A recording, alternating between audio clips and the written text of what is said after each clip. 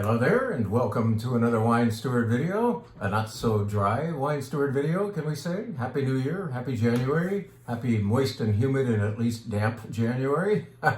Not going dry entirely. We are the wine steward after all. We do have some non-alcoholic goodies down there if you still want to remain engaged with us and stick to that routine for as long as you possibly can. But we are the wine steward, and we want to tell you about our featured product and related products, including this right here, which doesn't, this has a lot of fancy words on it, but let's show it to you and it's more edible looking. In other words, this is the part you eat here. This is Comté cheese from Eastern France, from the Savoie region. It's used in the eating of fondue, and it's also used in the making of the gougère that I love to make for our annual Charles Neal Champagne event. So a couple of weeks ago I was making gougère, which is basically a cheese puff with eggs and milk and this wonderful cheese, a little bit of mustard perhaps, Dijon mustard of course, and these gougères really go so nicely with champagne, especially when they're fresh out of the oven. In fact, on New Year's Eve I went ahead and dragged out that recipe again and made a whole bunch of other people happy with champagne and hot out of the oven gougère. I digress. This is the cheese to use. In Switzerland, they would call the exact same cheese that they make right on the other side of the border Gruyere. In France, it's called Comté. It's distinctively good. And I just had this theory this morning about whether or not everything I've been saying about distinctive cheese going with sweet wines was just bullshit, or should I walk the walk, or eat the walk, or whatever, eat the talk? You know what I mean? I got out that sherry that we've been talking up for the last month, a little sip of the Sandeman's 20-year tawny, and tried it with this Comté cheese. And this is a cheese with character. It's a big wheel of washed rind. Earthy, a little bit of funk, but a lot of sweet. It's like Swiss cheese with actual character, if you know what I mean. If you don't, you'll know what I mean when you try this. Now, add this. They mate. That works. That's a very nice pairing and not always easy to achieve. I wholeheartedly recommend a sweet wine like this Sandeman 20-year tawny with this cheese. Speaking of sweet wine, what just arrived very inconveniently on January 5th, something that should have come 1 month ago because we would have had an easier time of promoting it, meaning selling it, but here it is. 12 bottles, that's all we rate. We got 12 bottles of one of the greatest dessert wines in the world. I know that not everybody's in the market for dessert wine. Not everybody uses it every day. Well, even if you only use it once a year or every 5 years, a wine like this will forgive your lack of use by being ready when you are. In other words, you can put this down for quite a while. This is, like I said, one of the greatest dessert wines in the world. Is it from France? No. Is it from Hungary? No. It's from South Africa, and they started to make this stuff in the late 1600s, and it gained acclaim very quickly because of all the ships that were going by South Africa, picking up this and that, including some bottles of Vin de Constance from Constantia, and taking it to the likes of Europe and America, and the likes of George Washington, John Adams, Thomas Jefferson, Jane Austen, fell in love with this stuff and spoke favorably of this beautiful dessert wine. And in fact, near the end of his career, or really when his career was over and he was just like sorrowfully hanging out in exile, Napoleon Bonaparte himself was drowning his sorrows in Vin de Constance from Klein Constantia. This is made entirely of the grape Muscat de Frontagnon. It is not made exactly like Sauterne, let's say, from France, or the ferment-based wine Tokaj in Hungary. In other words, it does not employ botrytis, the noble rot. The noble rot is avoided, but we do employ raisins here. When things are barely getting ripe out in that vineyard, there's a first pass. In other words, the pickers go out and pick about 10% of the grapes and make a base wine there, a base wine that's higher in acidity, lower in alcohol, and lower in sweetness. And then later on, they make several more picks as things raisin up. And then the final pick is 10% like fully raisinated grapes. that need that original wine to kind of like extract that raisin flavor. Without them, they would never be able to get any juice whatsoever out of those grapes, which were far more solid than liquid by then. So multiple passes through a vineyard. We use puncheons for this winemaking here. Puncheons are barrels that are 2.5 times the size of a normal barrel, as you and I would recognize one on a winery tour. And this is kept in barrel for about 3 years. It maintains its beautiful acidity, beautiful aroma that Muscat always has. It is sweet. It's not overly sweet in that it has wonderful acidity to go along with the sweetness to counter that. And 12 bottles, 98 or 99 or sometimes 100 points from all the critics out there. This is recognized as one of the great wines. And yes, it was made for about a couple hundred years ago, and then the place kind of went bankrupt. This one location, which had been producing not decades worth, but hundreds of years worth of this wine, went under, largely because of phylloxera, the root louse that finally arrived in South Africa. Changing tastes, people were starting to prefer dry wines over sweet wines, and so this went out of favor. But the whole idea was revived in, I believe, the 1980s, and the new buyer of that property planted Muscat and vowed to recreate the greatness of Constance, and they have managed to do it every year that this is made. And they don't make it every year, they only make it in the great years. It gets wonderful ratings and applause from master sommeliers and just normal people like us. I'm letting you know that we have just a dozen of these in. Not a convenient time to be telling you, but it will be convenient to drink it in a year or two. I mean, you can hang on to this. You can have it tonight, but wait till the next holidays. But get your bottle now, because we will not have it for long. Boom. One of the great wines of the world. Now let's tell you about what's going on at the wine bar this weekend. Yes, the wine bar is in full operation and the menu is published. A very nice sparkling wine, non-champagne. It is made in France, but it's not done in Champagne. It's made in the Loire Valley. It's this wine that has so many names that I dare not try to pronounce them, and just call it my bubble wine, because of the balloon-looking bubbles on here. Boule is the name for bubble, and might even be a nickname for balloons in French. And so my bubble wine here is made of the best grape in the world, meaning Chenin Blanc, 90% thereof, and 10% Chardonnay in the subregion of Touraine, within the very long, stretched out east to west river valley, the Loire River Valley. You've got Sancerre east of here, you've got Muscadet west of here, and this is kind of in the middle where Chenin Blanc reigns supreme. Beautiful, beautiful dry wine. It's affordable enough to think about for your daughter or son's wedding this summer, in that you have champagne quality. The second fermentation does occur in bottle instead of a big tank, so this is not Charmat process bubbly. This is the real méthode traditionnelle. We used to say méthode champenoise, and Champagne doesn't want us to say that anymore. Okay, fine. So we'll just say méthode traditionnelle. But that second fermentation did occur in individual bottles and remained in those bottles, I think, for 2.5 or 3 years. And this is, in fact, vintage sparkling wine for well under $30. So it's not a mix of vintages. It is a single vineyard, 2018, 90% Chenin Blanc, the best grape in the world, and 10% Chardonnay. A lovely glass of wine on our wine bar menu. I am now going to tell you briefly about the white wines and explain something about the sequence, where sometimes, actually more often than not, folks expect to be confronting a tasting, a lineup of wines, let's say all whites or all reds, and anticipate the first wine being delicate and the last wine being the biggest.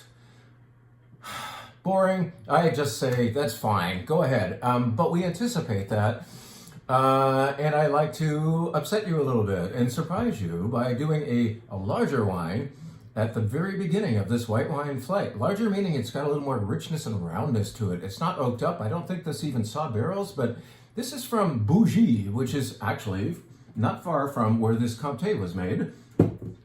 Bougie on the eastern side of France, near or next to, adjacent to, or part of Savoie. I'm not really sure, but they're either neighbors or one's within the other.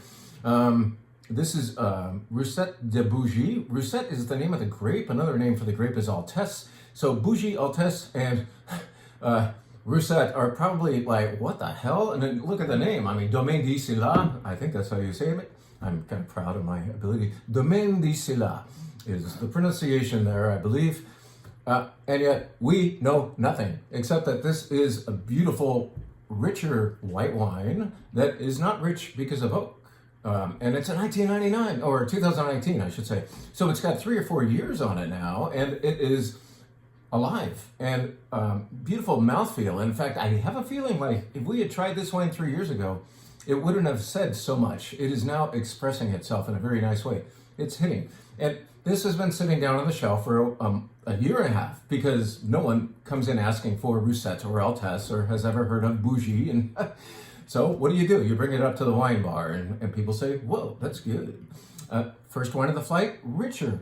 And then we're going to surprise you by going to a leaner wine. The next wine on the white flight is not bigger, it's leaner, it's lighter. But man, how zesty in the nose. This is a huge expression of citrus fruit and citrus tree foliage. This is Péjus Sauvignon Blanc, very recognizable label. Sometimes it says Napa Valley designated fruit or as the designation for the fruit. In this case, they went shopping outside of the Napa. It includes some Napa and some North Coast fruit to keep the price decent. But this wine is very lovely, vibrant, zingy, and so we're pouring zing after richness. I would like to provide you with a roller coaster ride for your palate. Why? Because I'm bored? Well, yeah, I'm kind of sick of routine, but also because I think your palate is excited and remains engaged when it is surprised by something it didn't necessarily anticipate. Instead of starting light and building up, we did something bigger and now we're going leaner. Now where shall we go? The next wine is from Galicia, Spain. Actually, it's right next to Galicia. Right next door to Galicia is a region called Bierzo. It might as well be in Galicia. It's one tunnel away, like about a quarter-mile long tunnel separates it from Galicia proper. But Galicia, Western Galicia is where you would grow Albarino, but farther east, there and in Bierzo, the main white grape is Godello. Godello is perhaps the most interesting, well-known white grape of Spain. Yes, we've heard of Verdejo and Albarino. Godello deserves to be known as well. It's a little more complex, a little more hard to put your finger on because every one I've tried, at least, has been a little bit different from the one before and the next one to come. But Godello has a little more flesh on its bones, not based on oak, not based on alcohol. It just gives you a little more richness. Grown in a cool, wet place called Bierzo, Spain, which is also famous for the red Mencía grape. What is this? After the fat white that we started with and then the leaner white that came next, this is like halfway back. This has 3 effects in the nose. I smell savory qualities, less fruit and more savory things in the nose. On the mid palate, in other words, it's in your mouth and halfway back, it's got a lushness to it. And then in the back, it grips up in a nice way, a good I'm hungry way. It's like it has some structure in the back. So Godello, fantastic, very interesting white wine from Spain. Now, why don't we give you the conventional, meaning let's bring you home or near to home to the Santa Cruz Mountains, to the very nice people at Stores Winery. They have a very fun tasting room in downtown Santa Cruz.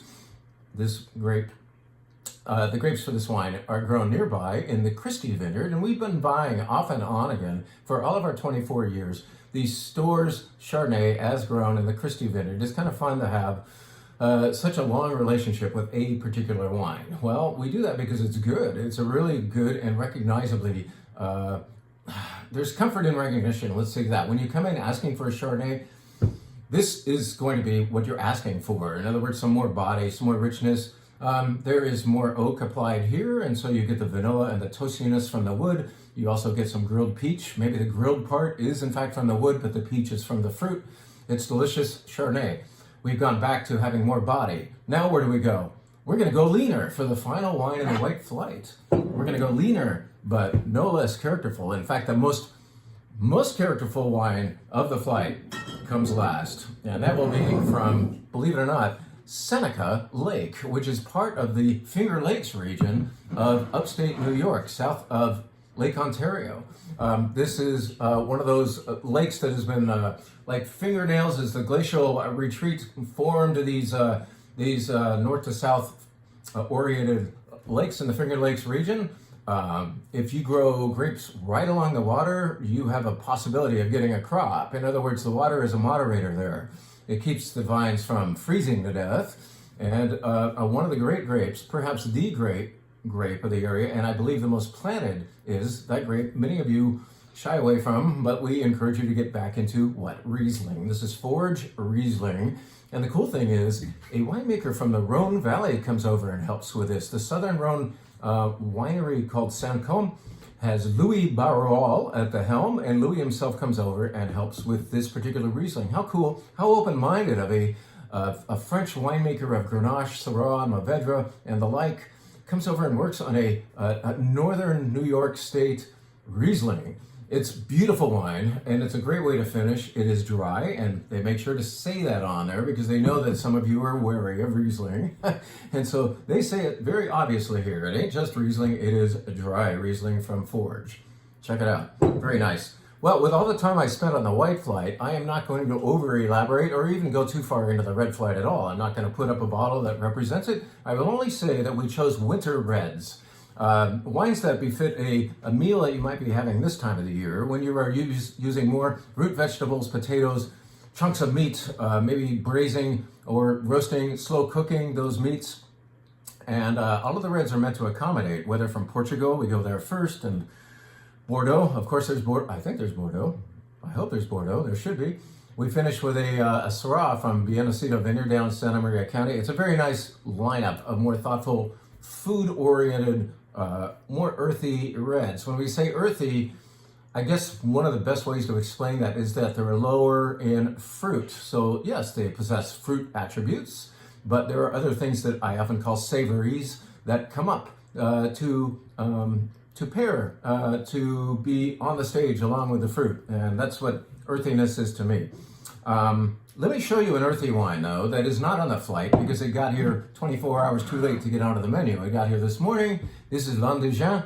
We've carried it before. I'm considering it for our Wine Adventure Wine Club for either this month or next month. It will happen on one of those 2 months, and it comes from an area in France called Terrasse de Larzac, which is a little region within the grand, huge region called the Languedoc at the bottom of France. Stretches across a wide swath of the Mediterranean adjacent part of France there.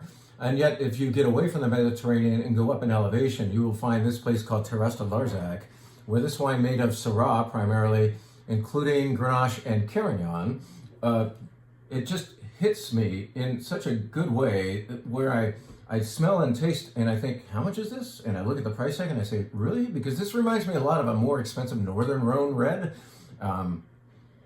or a very good Rhone red from the Southern Rhone that uses a lot of Syrah, because there are a few of those. Beautiful mineral. I can even smell I can smell minerality. Like there's a fresh rock in here along with beautiful dark fruit. But all in all, the effect is, if you had to sum it up, more earthy than fruity. In the structure and the feel. When I talk about structure, I'm not talking about flavor. I'm talking about how a wine feels. And also in the flavors that are, once again, not just fruity, but also savory or earthy. So sounds like earthy is the term of the day to remember, especially because when it's raining or cold outside and we are cooking accordingly, we tend to we tend to be okay with that kind of wine flavor instead of the tutti frutti things. So consider L'Indulgent. It's back on the shelf. The price is very, very good. We're in the very low 20s. You Wine Adventure Wine Club members may be seeing it this month or next month. I can't wait to show it to you. It's been in my notebook as an idea for quite a while now. That's it from us. Consider that cheese. Consider visiting us at the wine bar to enjoy a red flight or white flight or glass of bubbles and so on. And do consider the Klein Constantia, this beautiful wine from South Africa, one of the great, some say the greatest dessert wines in the world. And that's when they're factoring in Chateau de Chem and the Royal Tokaj from Hungary. So we have it now, we won't have it for long. Thank you for listening, Happy New Year, and stay wet.